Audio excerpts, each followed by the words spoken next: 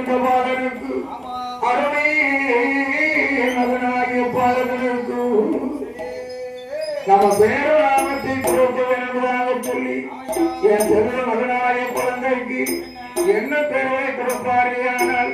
நாம தங்கரையினாலே வாசனை நாம தவிர்த்திருந்த காரணத்தினால அவர் உபநாமத்தை கொடுக்க வேண்டும் என்று சொல்லி அருமை மகனான பாலனுக்கு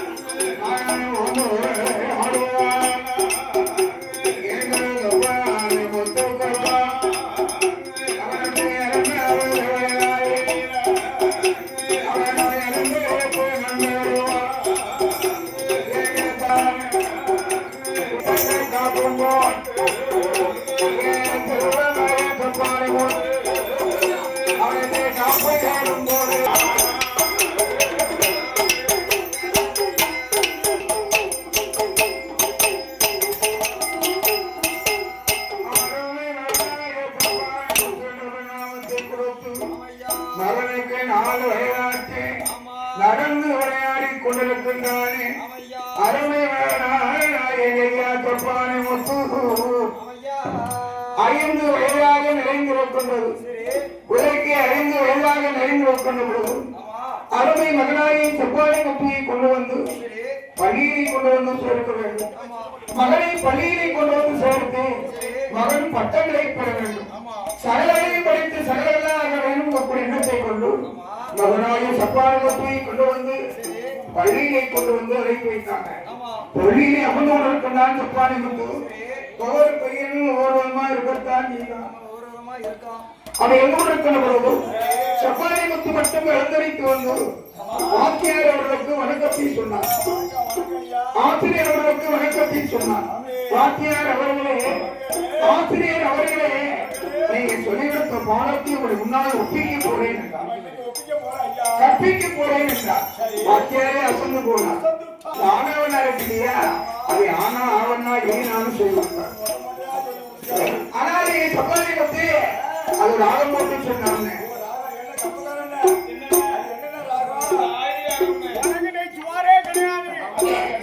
என்று சொல்லி அதையும் பற்றி சொல்லிக் கொடுத்து விடுறாங்க. எப்படி படித்தா தெரியுமா? ஆனா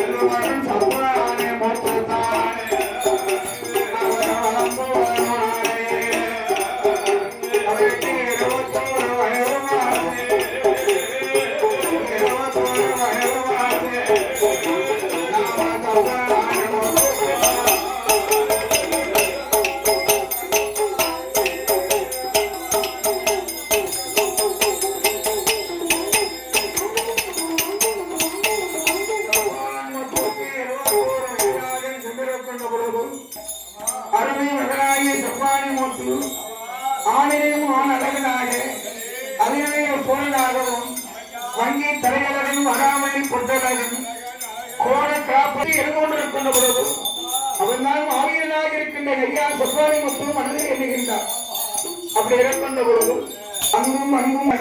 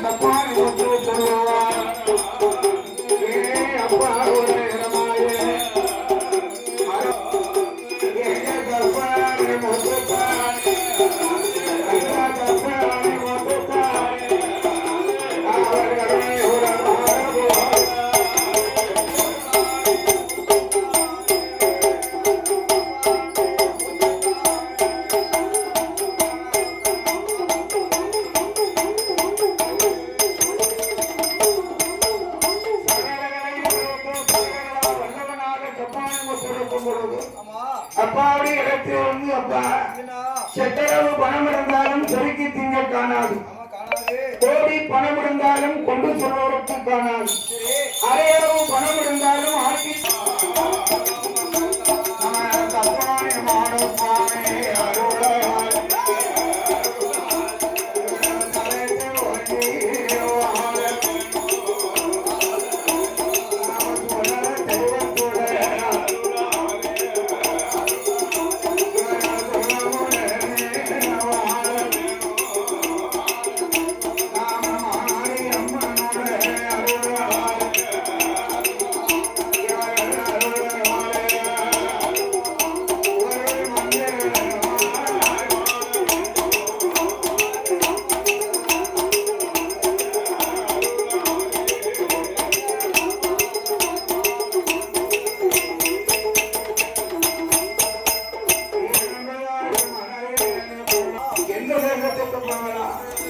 எந்த ஊரையும் நாம பணியாற்றலாம் என்ற எண்ணத்தை என்னை கொண்டு கொடுத்தா ஒவ்வொரு நாளும் ஒவ்வொரு விதமா இருக்கும்.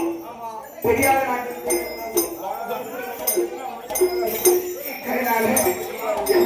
மனைவி என்னை கொண்டு பொழுது நினைத்தாரையான பாண்டிய ராஜனேடம் பாண்டிய ராஜனேடம்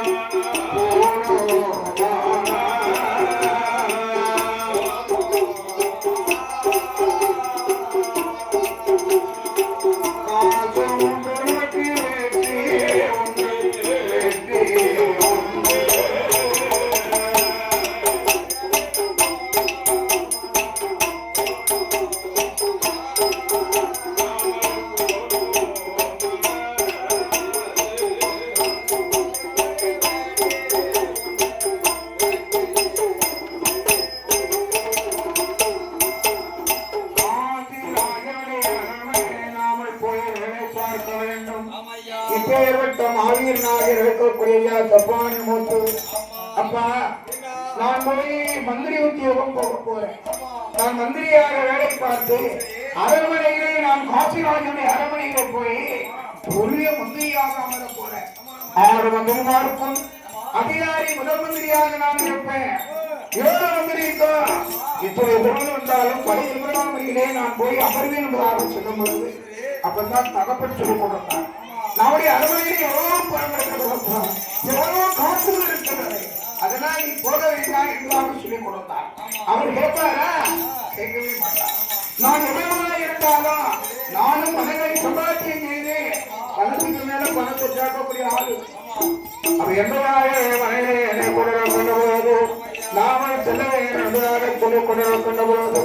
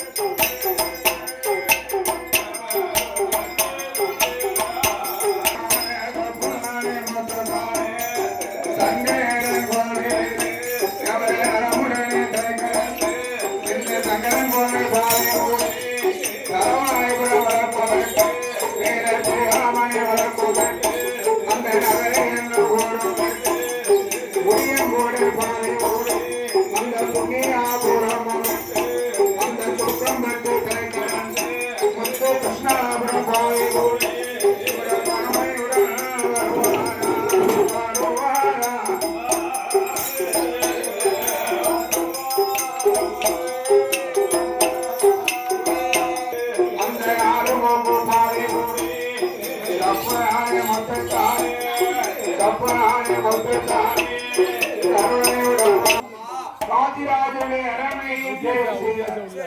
தென்காசி நகரத்திலே காதிராஜனுடைய அரண்மனையிலே தேர்வு செய்தார். அரண்மனை காதிராஜனுடைய முன்னாலே இருந்து நாமல் பணிகளை தொடர வேண்டும். நாம் ராஜனுடைய அரண்மனையிலே நாம் வந்து வேலையை கேட்கணும்னா உடனே நமக்கு வேலை போட்டு கொடுத்துருவாங்களா? உடனே வேலை போட்டு நமக்கு தரமாட்டாங்க. இவருக்கு திறமை இருக்கிறதா இல்லையா நம்ம பார்க்கணும்.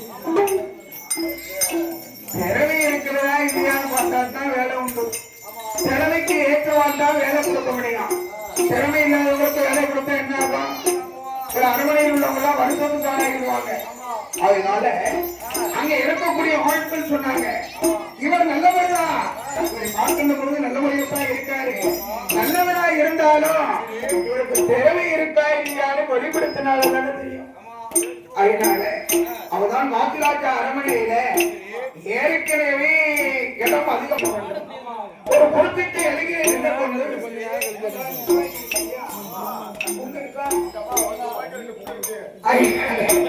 அதை மாறுபடுத்தி அரைக்கால் ரூபாய் அனாவையில் ஒரு அடியோடு அழித்தாரே. ஆனா இவருக்கு மந்திரி உத்தியோகம் கொடுப்போம்.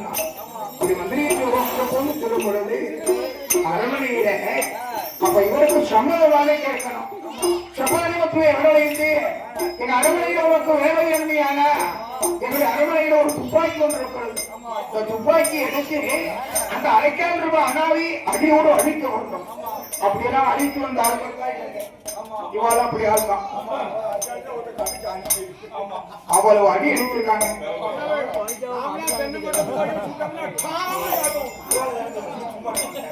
அதனால எங்கேயாவது மனதில் அவ துப்பாயத்தை ஆட்சியாக சமரித்து எவ்வளவு மந்திரிமார்கள் இருக்காங்க, இவ்வளவு மாவீரர்கள் வந்து கொண்டிருக்கிறாங்க. மாவீரர்கள் இருக்கின்ற பொழுது ஆசிராஜுடைய அரவணை விட்டால் எனக்கு வேற வழி கிடையாது என்று சபாயத்துவ அங்கே நின்று கொண்டிருக்கிறார்.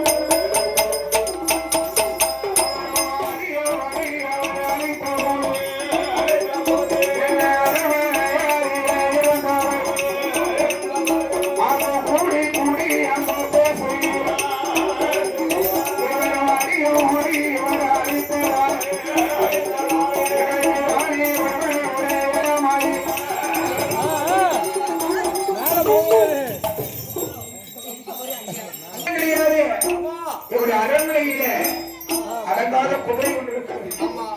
அடங்காத குதிரை இருக்கிறது இல்லையா? அந்த குதிரையை அடக்க வேண்டும். குதிரையை அடக்கினால் இவர்களுக்கு மந்திரி உத்தியோகம் கொடுக்கும். பதவியை கொடுப்போம் என்பதாக சொல்லி அந்த குதிரையை முன்னால் வந்து சப்பாடி மக்கள் கொண்டிருக்கோம். எவ்வளவு பேர்கள் நாங்க பார்த்திருக்கோம்.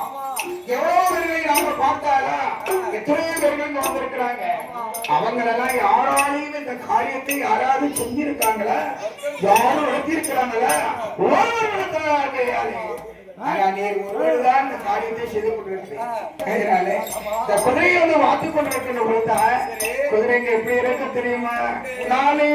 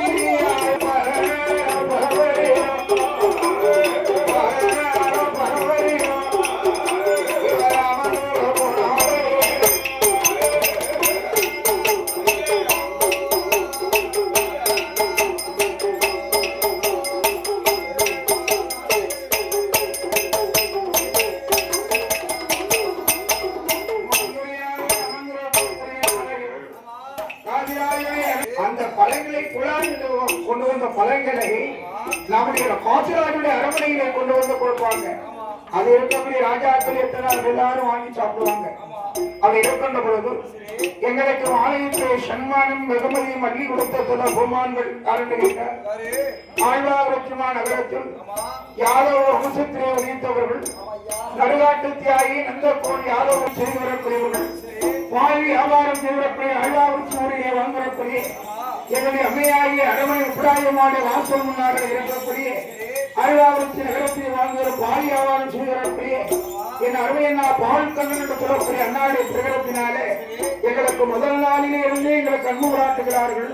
என் அருமையண்ணா பால் கண்ணன் அவருடைய பிரகடத்தினாலே இப்பொழுதும் எங்களுக்கு 200 ரூபாய் அன்பு காட்டி ஆதரவு திறக்கின்றார்கள். அவர்களை வேண்மையானால்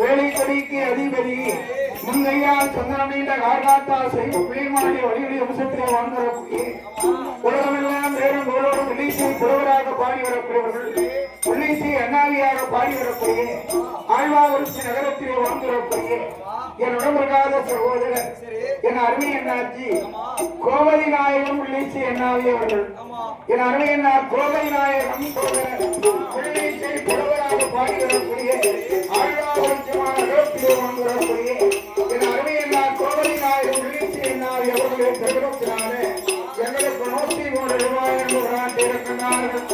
அண்ணாருடைய குடும்பம் புறவோத்திரம் சொல்லலாம் குடும்பங்கள்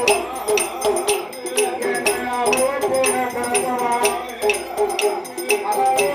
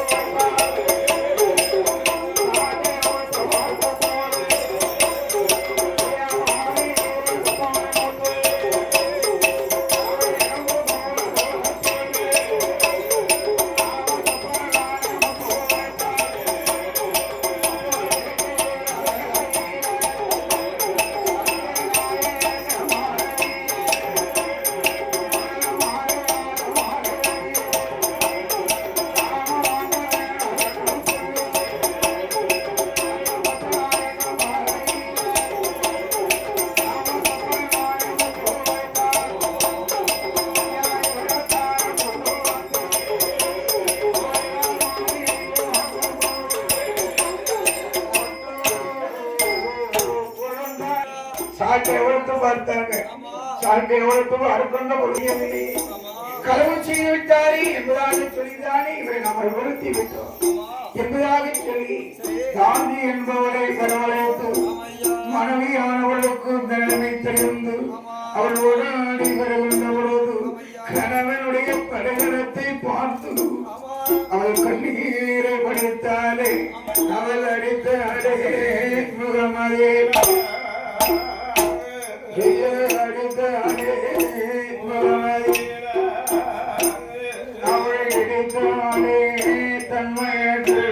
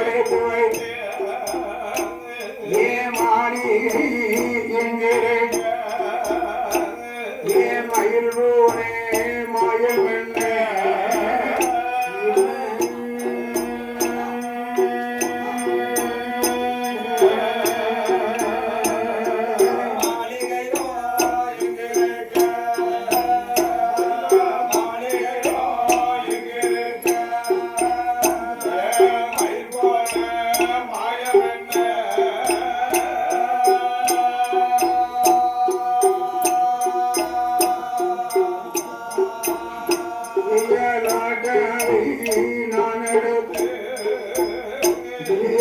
எங்க நவ முன்னவர்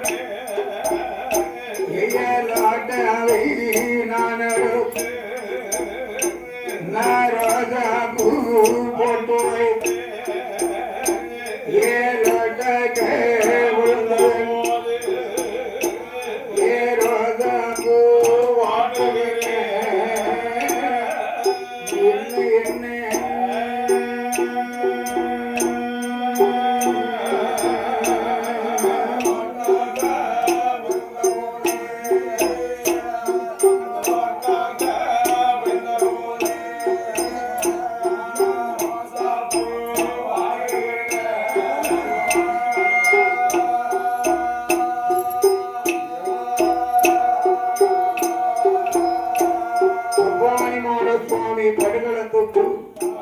இருக்கக்கூடிய ஆட்கள் தாங்கள் கையில இருக்கக்கூடிய காசுகளை போடுங்க.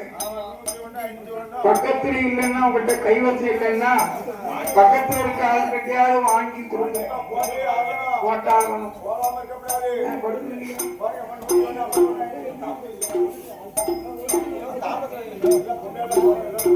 என்பதாக மனதிலே கொண்டு கணவன் வருகிறத்தை பார்த்து கொண்டிருக்கின்ற பொழுது நான்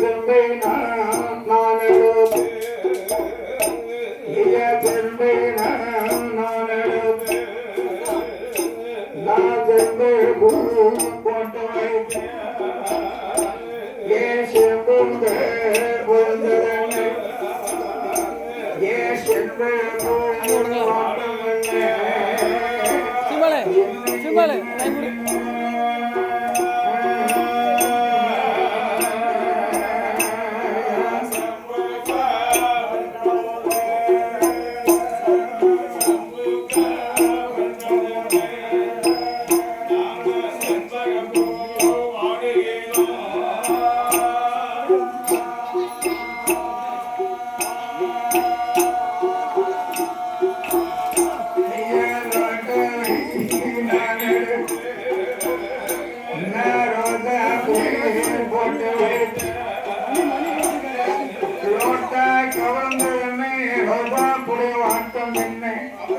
கணவனை மறந்து இனிமே நான் எப்படி வாழ போறேனோ?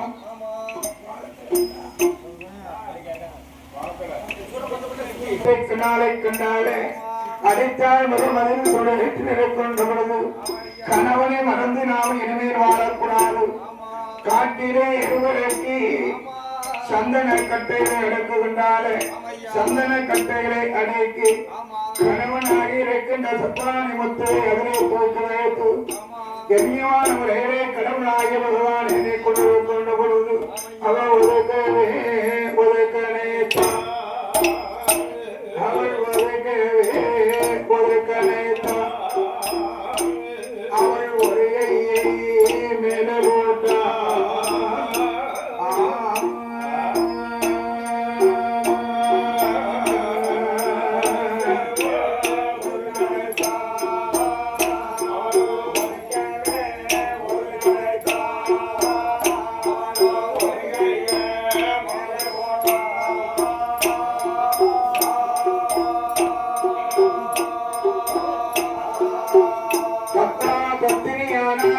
பிடிக்க வேண்டும் என்றார்கள். உத்தா உத்தமையானால் ஓடி பிடிக்க வேண்டும் என்றார்கள். உத்தா உத்தமையாக இருப்பதினாலே பத்தினியாக இருப்பதினாலே தீயானது ஓடி பிடித்தது. இரண்டுவரும் இறைந்து தமிழாக தெரிந்தார்கள். ஆதி கைலாயத்துக்கு உங்களுடைய உயிர் வருகிறது. கைலாயிரின் பருவத்தோக்கு வரும் பொழுது ஆதி சத்தியாகி பார்வதி ஆண்டவா ஒரு உயிருக்கு 2 உயிர் வந்திருக்கையா, இவங்க எப்படியாவது பிறவி செய்ய வேணும்னா நயனாரி வரவழைத்தார்கள்.